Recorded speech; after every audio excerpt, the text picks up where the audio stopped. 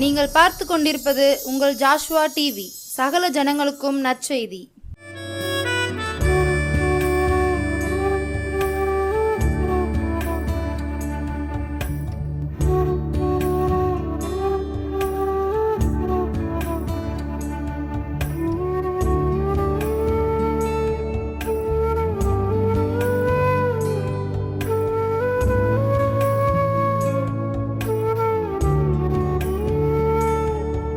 ஹல்லேலூயா.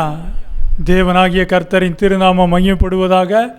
நம்முடைய இரட்சகர் மீட்பர் இயேசுவின் வல்லமையான திருநாமத்தின் வழியாய் உங்களுக்கு என் அன்பான வாழ்த்துக்கள். கர்த்தர் உங்களை ஆசீர்வதிப்பாராக.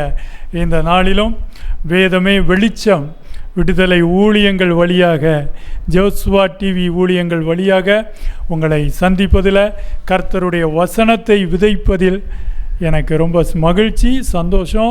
ஆண்டவர் உங்களை ஆசீர்வதிப்பாராக. ஆண்டவர் நாமத்துக்கே மகிமை உண்டாவதாக. ஆமென். ஹல்லேலூயா.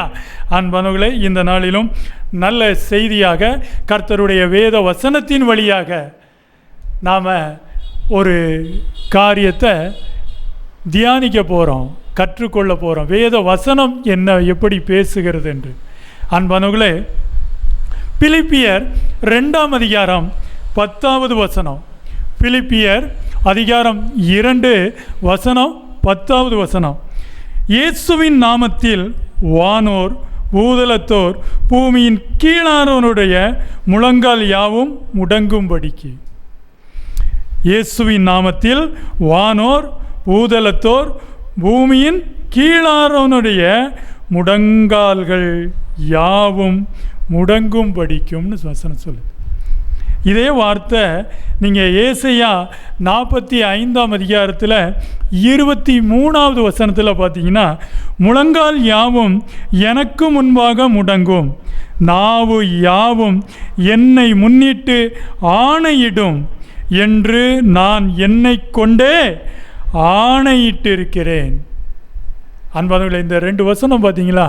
பிலிப்பியர் 2 அதிகாரம் 10வது வசனம், ஏசாயா 45 அதிகாரம் 23வது வசனம். இந்த 2 வசனமும் பேசுகிற ஒரு காரியம், முழங்கால்கள் முடங்கும்படிக்கு. அன்பானவர்களே, தேவனை நோக்கி ஜெபிக்கிற ஜெபங்கள், அன்பானவர்களே, இன்றைக்கு முழங்கால் படியிட்டு ஜெபிக்கிற ஜெபங்கள் குறைந்து கொண்டே போகிறது, காணாமல் போகிறது. அன்பானவர்களே, இந்த வாழ்க்கை பயணத்தில், விசுவாச வாழ்க்கையில் முழங்கால் படியிட்டு ஜெபியுங்கள். நீங்கள் ஜெபம் செய்யும்போது முழங்கால் படியிட்டு ஜெபியுங்கள்.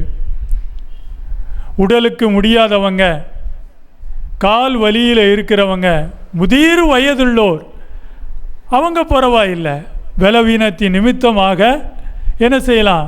முழங்கால் படியிடுவதை தவிர்த்து அவங்க ஜெபம் செய்யலாம். ஆனால் முழங்கால் படியிட பலன் இருந்தும், கர்த்தர் நல்ல சரீர ஆரோக்கியத்தை தந்திருந்தோம், இயேசுவின் நாமத்தினாலே முழங்கால் படியிட்டு ஜெபிக்கிறதுக்கு முடியலை. அன்பானவர்களே, இன்றைய விசுவாச பயணங்களில் அதிகம் அந்த மாதிரி பார்க்க முடியுது. ஆனால் அது நல்ல விஷயமா, நல்ல பயணமா, நல்ல விசுவாச வாழ்க்கையா, பிறர் மத்தியில் அது சரியான செயல்தானா, சரியான தேவ பக்தி தானா?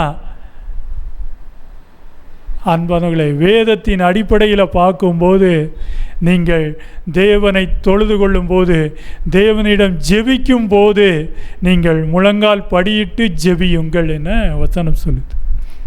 கர்த்தருக்கு முன்பாக நீங்கள் கீழ்ப்படியுங்கள், தேவனுக்கு முன்பாக உங்களை நீங்கள் தாழ்த்துங்கள்.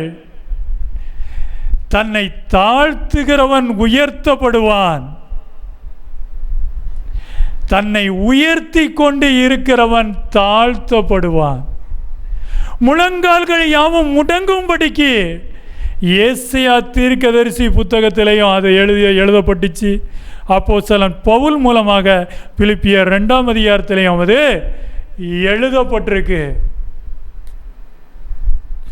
இயேசு கிறிஸ்து ஜெபம் செய்த போதும் முழங்கால் படியிட்டு ஜெபம் செய்தார் என்று நீங்கள் வேதத்தில் வாசிக்க தான் செய்கிறீங்க. அன்பானவர்களே, வணக்கமாய் தாழ விழுறது, முழங்கால் படியிறது, இது ரெண்டுமே கர்த்தருக்கு முன்பாக நம்மை தாழ்த்தி கொள்வது நல்லதொரு தேவ பக்தியின் அடையாளம். நல்ல தேவ பக்தியின் அடையாளத்தையே நாம் தரித்து வாழ்வோமே, அதுதான் வருங்கால சந்ததிக்கும் வருங்கால சமுதாயத்துக்கும் வருங்கால சிறு பிள்ளைகளுக்கும் அதுதான் நல்ல எடுத்துக்காட்டு. முழங்கால் படியிடுவதை தவிர்த்து கிறிஸ்தவ ஜீவியத்தில் விசுவாச பயணத்தில் பயணித்து கொண்டிருப்பது என்பது, அன்பானவர்களே, அது ஒரு நல்ல பழக்கம் அல்ல, அது ஒரு நல்ல தேவ பக்திக்கான அடையாளம் அல்ல. அன்பானவர்களே, தேவனுக்கு முன்பாக தாழ விழுந்து வணங்குங்க, தேவனுக்கு முன்பாக முழங்கால் படியிட்டு ஜெபம் பண்ணுங்க. ஜெபம் செய்யும் போது, வணங்கும் போது நீங்கள் இருக்கும் நிலை இதுவாக தான் இருக்கணும். அன்பானவர்களே, அதுதான் தேவ பக்தியை சரியாகபடி நாம் எடுத்துகிட்டு போகிறதுன்னு நல்லதொரு பார்வை. பிற மனுஷர்கள் மத்தியிலும் நம்முடைய பிள்ளைகள் மத்தியிலும் நம்ம பிள்ளைகளுக்கு எப்படி ஜெபிக்கிறதுக்கு கற்றுக் கொடுக்குறோம்? அன்பானவர்களே, எப்படி கற்றுக் கொடுக்குறோம் நம்ம பிள்ளைகளுக்கு? சேரில் உட்காந்துக்கிட்டு, சோஃபா செட்டில் உட்காந்துக்கிட்டு, சோஃபா செட்டை விட்டு கீழேயே இறங்காமல், அன்பானவர்களே,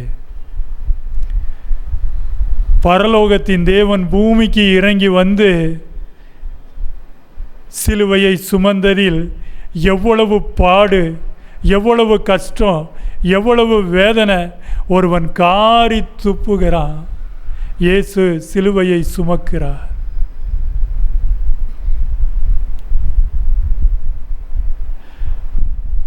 அந்த கீழ்ப்படிதலை நமக்கு கற்றுக் கொடுத்த தெய்வம் இயேசு. அவருக்கு முன்பாக நாம் தேவ சமூகத்தில் எப்படி நிற்கிறோம்? எப்படி நிற்கிறோம்? எப்படி ஜெபிக்கிறோம்? வீட்டில் எப்படி தேவனுடைய சபையில் போனால் எப்படி ஜெபிக்கிறோம்?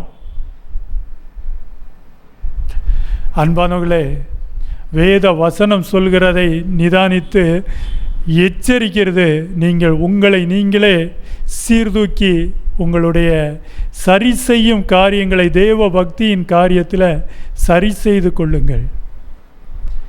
அன்பானவர்களே, தேவன் பார்க்கிறார்னு சொல்லுற நாம் ஜெப வேளையில், ஆராதனை வேளையில் அவரை வணங்கும்போது எப்படி நாம் இருக்கிறோம் அப்படிங்கிறத நீங்கள் கவனிச்சிக்கங்க.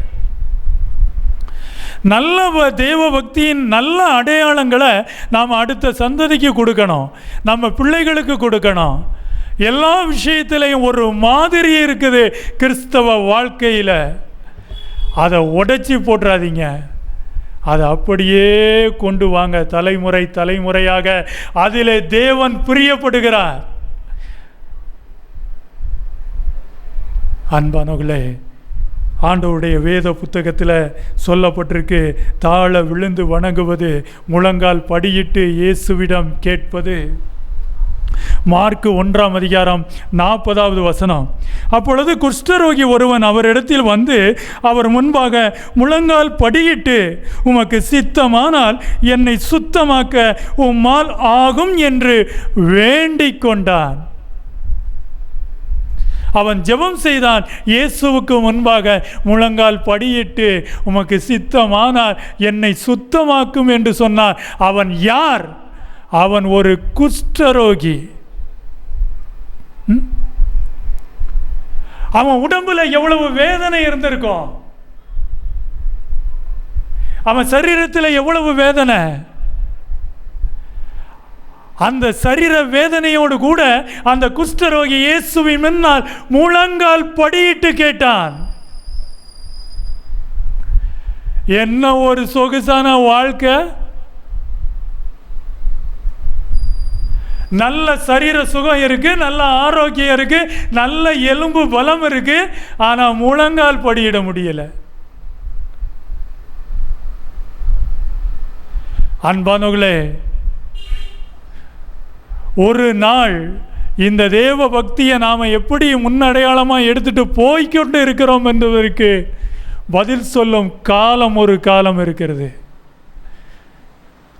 கிறிஸ்துவத்துவத்தின் அடையாளங்களை, ஆராதனையின் அடையாளங்களை, ஜெபத்தின் அடையாளங்களை, தேவ பக்தியின் ஆராதனையின் அடையாளங்களை எவ்விதத்திலும் உடைத்து போடாதபடிக்கு, அதற்கு நீங்கள் ஒரு காரணமாய் இல்லாதபடிக்கு எச்சரிக்கையாயிருங்க. ஒரு குஷ்டரோகி உடல் முழுவதும் துர்நாற்றம், உடல் முழுவதும் வேதனை, அவன் இயேசுவின் முன்னால் நின்று கொண்டே கேட்கலாம். அன்பானவர்களே, ஆனா அவன் முழங்கால் படியிட்டு ஜெபம் செய்தான்.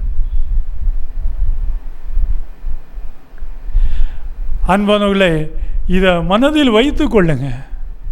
ஒவ்வொரு மனுஷன் ஆண்டவர் தேடி வரும்போது அவங்க முழங்கால் படியிட்டு ஆண்டவரே அப்படின்னு தான் கூப்பிட்டு ஆண்டவர்கிட்ட இருந்து சுகம் பெற்றிருக்கிறாங்க. நமக்கு ஆண்டவருடைய புத்தகத்தில் அவ்விதம் சொல்லுது. மத்தேயு 17ஆம் அதிகாரம் 14வது வசனத்தில் ஒரு தகப்பன் தன்னுடைய பிள்ளைக்காக கேட்கும்போது, அவர்கள் ஜனங்களிடத்தில் வந்தபோது ஒரு மனுஷன் அவரிடத்தில் அவர் முன்பாக முழங்கால் படியிட்டு, அன்பானவர்களே, முழங்கால் படியிட்டு என் மகனை காப்பாற்றும் அப்படின்னு தான் கேட்டாங்க. ஒரு குஷ்டரோகியே முழங்கால் படியிட்டு உமக்கு சித்தமானால் என்னை சுத்தமாக்கும்னு தான் கேட்குறாங்க. அவ்வளவு உடல் வேதனையிலையும். அன்பானவர்களே, கர்த்தர் தந்த நல்ல வாழ்க்கையில், கர்த்தர் தந்த நல்ல ஆரோக்கியத்தில் நாம் தேவ பக்தியில் சரியான அடையாளத்துவங்களோடு இருப்போம். அன்பானவர்களே, அப்போஸ்தலன் பேதுரு ஜெபம் செய்யும்போது அப்போஸ்தலர் 9ஆம் அதிகாரத்தில் ஒரு நிகழ்வு காரியத்தை நீங்கள் பார்க்க முடியும். அப்போஸ்தலர் அதிகாரம் 9 வசனம் 40.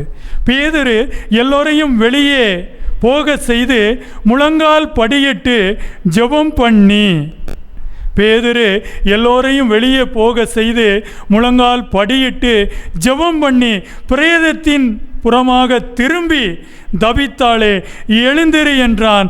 அப்பொழுது அவள் தன் கண்களை திறந்து பேதுருவை பார்த்து உட்கார்ந்தாள். செத்து போன ஒரு பெண்ணையும் உயிர்ப்பித்தது முழங்கால் ஜெபம். அன்பானவர்களே, உங்கள் வாழ்க்கையில் மரித்து போன நிலையில் இருக்கிற நிகழ்வுகள் மாறணும் அப்படின்னா முழங்கால் ஜெபத்தில் நில்லுங்க. பேதுரு ஜெபம் செய்த போது தபித்தாள் மரித்து அவளை அடக்கம் செய்கிற சூழ்நிலை. அங்கே அந்த தபித்தாள் பிரேதத்தின் முன்பாக பேதுரு ஜெபம் செய்த போது வசனம் அழகா சொல்லுது, முழங்கால் படியிட்டு ஜெபம் பண்ணி பிரேதத்தின் புறம்பாக திரும்பி, தபித்தாளே எழுந்திரு என்றான். அப்பொழுது அவள் தன் கண்களை திறந்து பேதுருவை பார்த்து உட்கார்ந்தாள். அல்லேலூயா. அன்பானவர்களே, உங்கள் முழங்கால் ஜெபம்தான் மரித்து போய் கிடக்கிற உங்கள் வாழ்க்கையை நிமிரச் செய்யும். உங்கள் முழங்கால் ஜெபம்தான் மற்றவங்களுக்கு சுகத்தை கொடுக்கும். உங்கள் முழங்கால் ஜெபம்தான் மற்றவங்க முன்னால் அற்புதங்களை நிகழ்த்தும். அல்லேலூயா. அன்பானவர்களே, முழங்கால் படியிட்டு ஜெபிப்பதற்கு வெட்கப்படாதீங்க, கூச்சப்படாதீங்க, தயங்காதீங்க. அப்போஸ்தலர்களுடைய ஊழியங்களில் அவங்க எந்த இடம், எந்த பகுதி, அதெல்லாம் பார்க்குறது எல்லா இடத்துலையும் அவங்க எங்கே ஜெபிச்சாலும் உடனே முழங்கால் படியிட்டு ஜெபிச்சிடுறாங்க. அன்பானவர்களே, அதையெல்லாம் அடிச்சுவடுகளாக கவனிக்கிற நாம், அப்போஸ்தல நடவடிக்கைகளை கவனிக்கிற நாம், அன்பானவர்களே, கவனமாக இருப்போம் இந்த முழங்கால் படியிட்டு ஜெபம் செய்வதில். அப்போஸ்தலர் 7ஆம் அதிகாரம் 60வது வசனம் ஒரு முழங்கால் படியிட்டு ஜெபித்த ஒரு மனிதனை பற்றி பேசுகிறது. பேதுரு முழங்கால் படியிட்டு ஜெபித்து மரித்து போயிருந்த அந்த தவித்தாளை எழுந்திரு என்று தன் முழங்கால் ஜெபத்தில் அவளை எழுந்து உட்கார செய்தான். இங்கே ஒரு முழங்கால் ஜெபம். ஸ்தேவான், அப்போஸ்தலர் 7ஆம் அதிகாரம் 60வது வசனம், அவனோ முழங்கால் படியிட்டு, ஆண்டவரே இவர்கள் மேல் இந்த பாவத்தை சுமத்தாதிரும் என்று மிகுந்த சத்தமிட்டு சொன்னார். இப்படி சொல்லி நித்திரை அடைந்தான். சாகிற வரைக்கும் முழங்கால். கல்லெடுத்து அடிக்கிறாங்க, அப்பவும் முழங்கால். அதனால தான் அங்கே ஒரு தரிசனத்தை அவன் கண்டான். ஸ்தேவான் ஒரு தரிசனம் பார்க்கிறார். வானத்தில் உள்ள ஒரு தரிசனம். தேவன் அவனுக்கு தரிசனமாய் வெளிப்படுகிறார். ஏன்? அவன் முழங்காலில் இருக்கிறான். இங்கே அவனை கல்லடிச்சுக்கிட்டு இருக்கிறாங்க, சுற்றி கல்லடிச்சுக்கிட்டு இருக்கிறாங்க. அவன் முழங்காலில் நின்று ஜெபம் செய்கிறான். கல்லடிக்கும் போது முழங்காலில் நிற்க முடியுமா? இந்த வேத பகுதியெல்லாம் வாசிக்கிற நாம என்ன பண்ணி கொண்டு இருக்கிறோம்? அவனோ முழங்கால் படியிட்டு ஜெபம் பண்ணி. யார் அவன்? அவன் ஜெபம் பண்ணி கொண்டு இருக்கிறான். இவங்க சுற்றி நிற்கிறவங்க கல் எடுத்து எரிஞ்சிக்கிட்டு இருக்கிறாங்க. அவன் ஜெபம் பண்ணிக்கிட்டு இருக்கிறான். அந்த முழங்காலையே அவன் தன் ஜீவனை பிரிந்து, தேகத்தை விட்டு பிரிந்து தரிசனம் தந்த தேவனண்டே போனான். அல்லேலூயா! இதுதான் சரியான மாதிரி. அல்லேலூயா! ஜெபத்துக்கு அன்பானவர்களே, முழங்கால்கள் யாவும் முடங்கும்படிக்கு என்ன வசனம் சொல்லுது. அதனால் நீங்கள் கேட்ட இந்த வார்த்தைகளை மறுபடியும் உங்கள் வேத புத்தகத்தை திறந்து வாசித்து பாருங்கள். அது முன்னால் உங்களை வச்சு பாருங்கள். கர்த்தாவை ஆண்டவர் உங்களை ஆசீர்வதிப்பார். இந்த நல்ல வார்த்தையின்படி ஜெப வேளையில், ஆராதனையின் வேளையில் நம்ம நல்லதொரு தெய்வ பக்தியின் மாதிரியை எடுத்துகிட்டு போவோம். அதுதான் ஆண்டவருக்கு பிரியமான காரியங்கள். குஷ்டரோகி முழங்கால் படிகிறான் வேதனையில். மரித்த ஒரு பெண்ணை எழுப்ப பேதுரு முழங்கால் படியிருக்கிறார். ஜெபம் செய்து கொண்டே இருக்கிறான். ஜெபம் முழங்கால் படிக்கிட்டு ஜெபம் செய்து கொண்டே ஜீவனை விட்டு தேவனோடு அப்படியே சேர்ந்தான். அன்பானவர்களே, இதுதான் நல்லதொரு வாழ்க்கை, நல்ல தெய்வ பக்தி. ஆண்டவர் உங்களை ஆசீர்வதிப்பார். ஜெபிப்போம். சகல அதிகாரமுடைய சர்வ வல்லமையுள்ள தேவனே, நன்றி செலுத்துகிறேன். இயேசுவின் வல்லமையான திருநாமத்தினாலே இந்த நல்ல செய்தியை கேட்ட ஒவ்வொரு பிள்ளைகளையும் நான் வாழ்த்துறேன், ஆசீர்வதிக்கிறேன்ப்பா. கர்த்தாவே, பார்க்கப்பட்ட வேத பகுதியின்படி கேட்கப்பட்ட இவர்கள் செவிகள் ஆண்டவரே இந்த வேத வசனத்தின்படி நல்லதொரு தேவ பக்தியின் முன்மாதிரி வாழ்க்கையை வாழ கர்த்தாவே அவர்களை பலப்படுத்துவீராக. கர்த்தாவே, ஒரு குஷ்டரோகி முழங்கால் படியிட்டான். ஆண்டவரே, ஒரு அப்போஸ்தலன் பேதுரு மரித்த பெண்ணை எழுப்புவதற்கு முழங்கால் படியிட்டு ஜெபித்தான். ஆண்டவரே, ஒரு தேவ மனுஷன் ஆண்டவரே முழங்கால் படியிட்டு ஜெபித்து கொண்டே சுற்றி நிற்போர் கல்லால் அடிக்கும் போது ஜெபம் செய்து கொண்டே முழங்காலிலே தன் ஜீவனை விட்டு, தேகத்தை இந்த பூமியில் விட்டு ஜீவ ஆத்மா ஆண்டவரே அது உம்மிடத்தில் வந்து சேர்ந்ததென்று நாங்கள் பார்க்கிறோம். கர்த்தாவே, இந்த நல்ல வார்த்தைகளுக்காக நன்றி செலுத்துகிறோம். இந்த நல்ல வேத பகுதிக்காக நன்றி செலுத்துகிறோம். கர்த்தாவே அப்பா, கேட்கப்பட்ட இவர்களை, இந்த வார்த்தைகள் கேட்டு கொண்டிருந்த இவர்களை, கேட்ட இவர்களை எல்லாரையும், சிறு பிள்ளைகள் முதற்கொண்டு ஆண்டவரே பெரியோர் முதல் சிறியோர் வரையிலும் இயேசுவின் நாமத்தில் இவர்களை நான் வாழ்த்தி ஆசீர்வதிக்கிறேன். கிறிஸ்து இயேசுவின் நாமத்தில் ஜெபிக்கிறேன் ஜீவனுள்ள நல்ல பிதாவே. ஆமென். ஹல்லேலூயா.